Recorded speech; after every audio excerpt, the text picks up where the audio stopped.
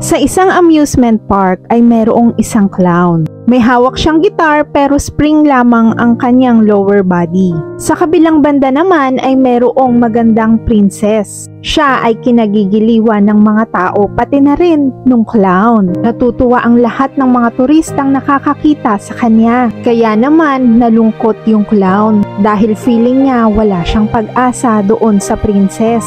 Kaya gumawa siya ng paraan. Tinugtugan niya sa pamamagitan ng gitara niya ang princess at di kalaunan ay na-inlove din ito sa kanya. Pero sa hindi inaasahang pagkakataon ay nagsara na ang amusement park at lahat ng mga gamit doon ay ibinenta na, pati na rin yung princess. Naiwan yung clown dahil walang bumibili sa kanya at isang araw ay biglang nag-collapse yung amusement park na kanyang tinitirahan. Pagkatapos nun ay gumawa siya ng legs para siya ay makalakad at mahanap niya ang kanyang princess.